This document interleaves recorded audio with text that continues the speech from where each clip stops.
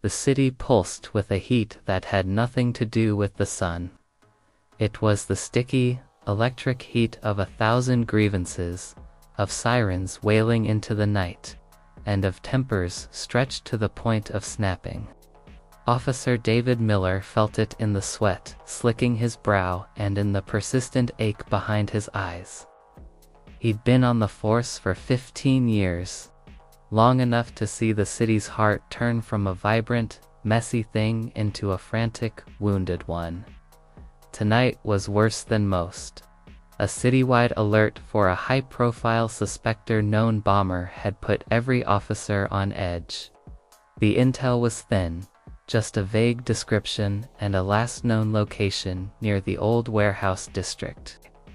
Miller's beat was a maze of derelict buildings and forgotten alleyways, perfect for someone trying to disappear. He gripped the steering wheel of his patrol car, his knuckles white, the radio crackling with static and clipped, urgent voices. He was 100 yards from the abandoned St. Jude's factory when he saw the figure.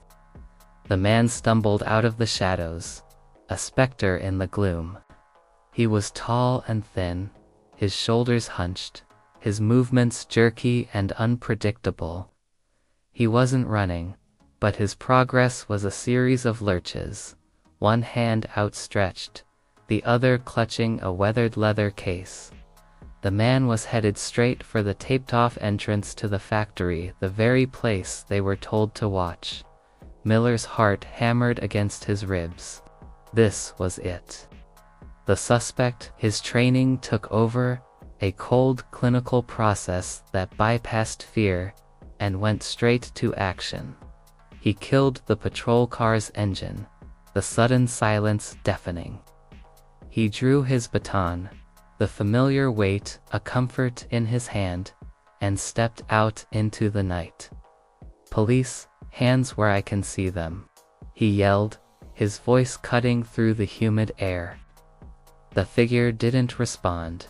He just kept lurching forward, his outstretched hand waving erratically, as if feeling for something that wasn't there. Miller's patience, already thin from a 12-hour shift, evaporated. I said, "Stop, now." The man stumbled again, his head tilting to the side. He seemed to be listening to something Miller couldn't hear. The leather case slipped from his grasp and hit the ground with a soft thud. He didn't seem to notice. He just stood there, swaying, his face turned towards the sound of Miller's voice. This wasn't a scared civilian. This was a man ignoring a direct order in a high-risk zone. Miller's mind raced, filling in the blanks with the worst-case scenarios. A decoy, a diversion. Maybe the case held the bomb itself. Miller raised his baton, the polished wood catching the orange glow of a distant street lamp. He was ready to subdue the man, to neutralize the threat before it escalated. He took a step forward, his boot scuffing against the asphalt. He saw the man's vacant eyes, cloudy and unfocused, but dismissed it as a drug-induced state. The man's face was serene, even placid, a bizarre and terrifying contrast to the chaotic situation. Just as Miller was about to strike, a small voice cut through the night, not loud, but clear and precise. "Officer," a child whispered from the shadows of a nearby storefront. Miller froze, the baton held aloft. He turned his head, searching for the source of the sound. A girl, no older than 7, was peeking around a lamppost. Her eyes, wide and luminous, were fixed on him. In her arms, she clutched a worn teddy bear. "He can't see the shadows," she said, her voice a fragile wisp of sound. "He just sees the light." The words hung in the air, a non sequitur that made no sense, yet stopped Miller cold. He glanced from the girl to the man, then back again. The girl was still there, her expression one of simple, unwavering concern. Her words weren't a warning, Not a threat, but a statement of fact, a key that unlocked a different kind of understanding. Miller looked at the man's eyes again, truly looked this time. They weren't just vacant, they were milky, sightless. He hadn't been ignoring Miller's commands. He hadn't even heard them in a way that made sense. He was listening to the sounds of the street, the vibrations of the ground, trying to orient himself in a world without light. The leather case on the ground wasn't a bomb, he realized now, but an old, well-loved violin case. A wave of mortification, cold and sharp, washed over Miller. He slowly lowered his baton, the thud of its return to his belt, feeling like a concession. He had come within inches of harming an innocent person. His training, his years of experience, all of it had been useless, even dangerous, because he had failed to see the most obvious thing. He walked past the blind man and knelt down beside the girl.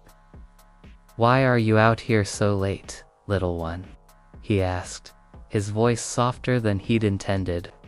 "I was watching the stars," she said simply, gesturing with her free hand towards the cloudy night sky, "and my grandpa was playing. He plays music for the stars." Miller looked back at the blind man. "That's your grandpa?" She nodded. "He got lost. The city lights are too loud tonight." "The city lights," he murmured, understanding dawning on him. The blinding glow of urban sprawl, the constant barrage of neon and streetlights, could be disorienting for anyone, but for a blind man, it was a different kind of noise. It disrupted the other senses he relied on. Miller stood up and walked over to Elias, the blind man. "Sir," he said, his voice gentle. "Are you lost? I can help you." Elias turned his head, his face a mask of quiet concentration. "The sounds are all wrong," he said, his voice raspy, like he hadn't spoken in a while. "The building, I was trying to find the building. For my son. He used to live here," he said. "He said the music was in the walls." The fog of Miller's professional stress lifted, replaced by a profound, human connection. Elias wasn't a suspect. He was a grieving father, trying to connect with a memory. The warehouse district wasn't just a hideout.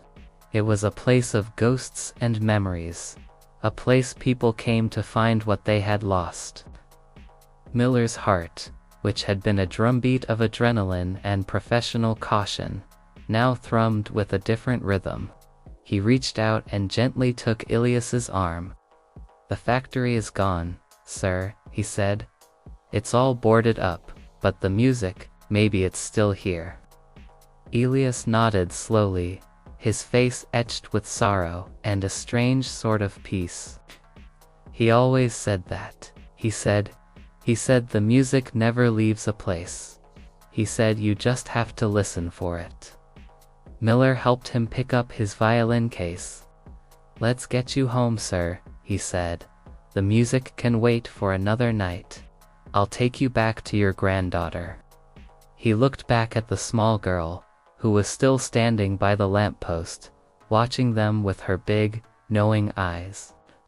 She was the one who had seen what he, with all his training and professional vision, had missed. She was the one who had stopped him from making a terrible mistake. She had saved a life, in her own small way. Miller guided Elias back to his patrol car, and as they walked, Elias talked. He spoke of his son, a talented violinist who had loved to play in the city's forgotten corners. Places where the echoes were long and the acoustics were pure. He spoke of the day his son had left, not with a farewell, but with a promise to find a song that no one had ever heard before. He hadn't been back. Miller listened, his professional veneer crumbling away. He was no longer just an officer. He was a witness to a father's grief, a confidant to a man who saw the world not with his eyes, but with his heart. When they reached the car, he helped Elias into the passenger seat, buckled him in, and then, with a soft click, closed the door. He looked back at the girl. "Hop in, sweetie," he said. "I'll take you both home." The girl's name was Lily.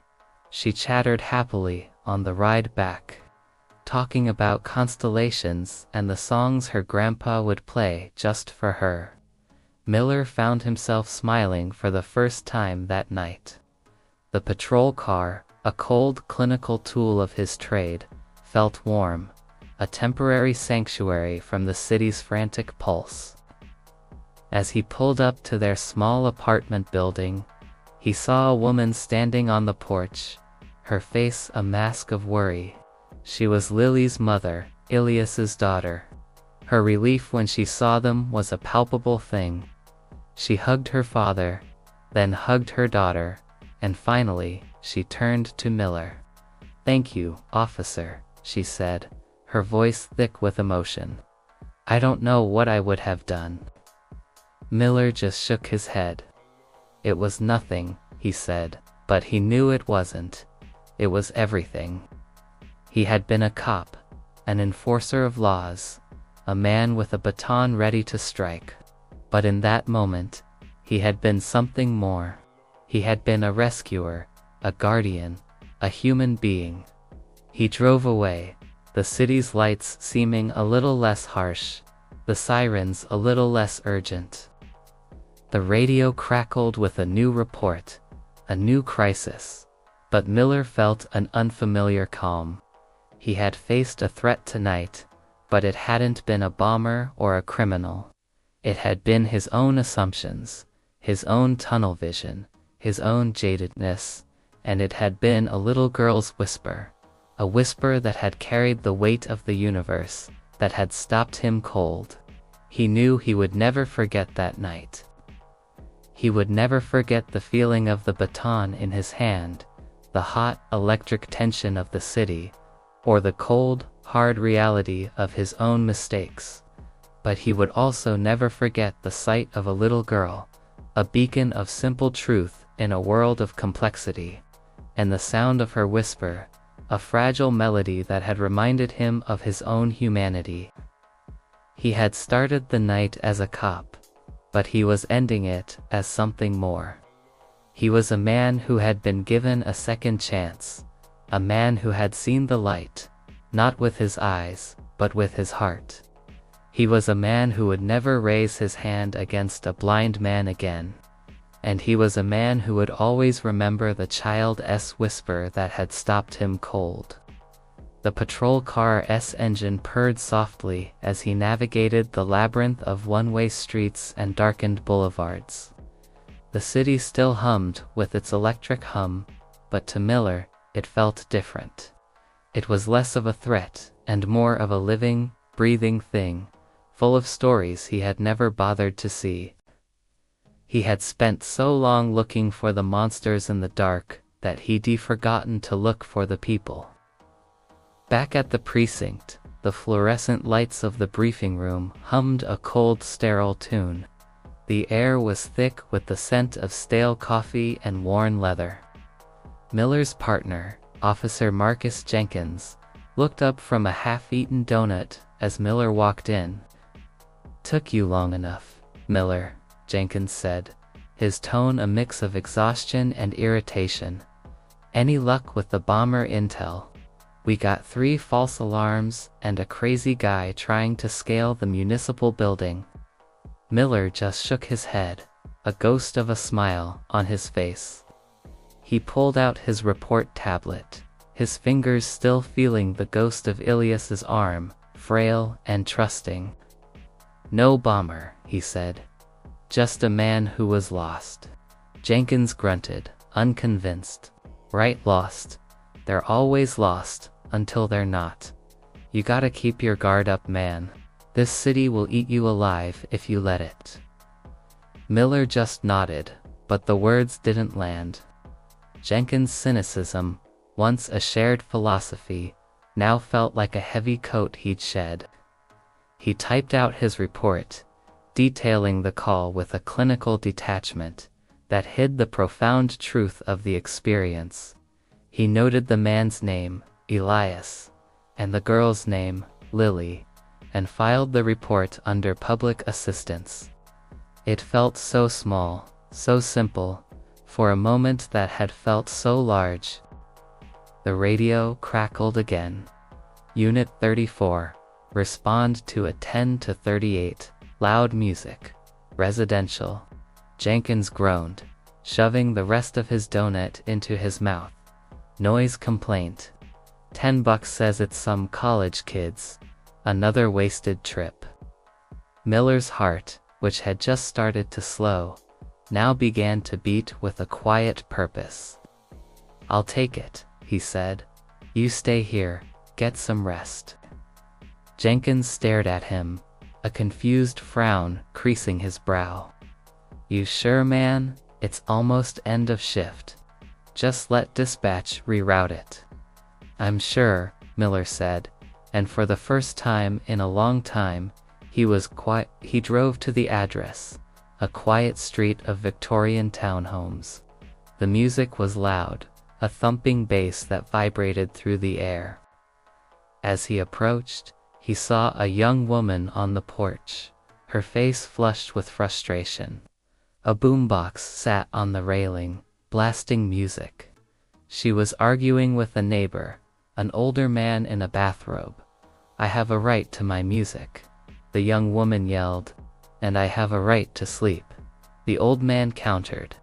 Miller stepped out of the car, not with a hand on his baton, but with his hands in his pockets. He walked slowly, a calm presence in the middle of the storm. The old Miller would have approached with a stern knock-it-off, but this Miller saw something else. He saw a young woman, probably stressed from work, trying to find a moment of peace. He saw an old man, tired and frail, desperate for quiet. "Ma'am, sir," he said, his voice low and steady. "Let's all just take a breath." He talked to them, not as an authority figure, but as a mediator. He learned the woman, named Sarah, was a nurse who worked long shifts and used the music to de-stress. He learned the man, Mr. Henderson, was a widower who had trouble sleeping and relied on silence to find rest. Instead of issuing a citation or a warning, Miller suggested a compromise. "How about this, Sarah? You turn the music down for the night, and tomorrow, you get some headphones. Mr. Henderson, how about we talk to the Homeowners Association tomorrow about setting a neighborhood quiet time? Everyone wins." The two looked at each other, then at Miller. The tension melted, replaced by a tentative understanding. "That sounds reasonable," Sarah said. Mr. Henderson nodded. "I appreciate that, officer. Thank you." Back in the patrol car, Jenkins' cynical voice crackled over the radio. "What was that? Did you actually mediate a noise complaint? I swear, you're losing your edge, man." Miller just smiled. He wasn't losing his edge. He was finding a new one. The city was still a dangerous place, filled with people who were lost. But they weren't all lost in the same way. Some were lost to drugs, some to anger, and some, like Elias, were just lost in the noise. He had started the night as a cop who saw the world in black and white, in suspects and civilians. But a child's whisper had shown him the gray, the intricate tapestry of human experience he had been blind to. The city lights were still loud, the sirens still wailed, but now he knew how to listen for the quiet, fragile melodies in between. He knew how to listen for the music. He had started the night as a cop, but he was ending it as something more. He was a man who had been given a second chance, a man who had seen the light, not with his eyes, but with his heart. He was a man who would never raise his hand against a blind man again. And he was a man who would always remember the child's whisper that had stopped him cold.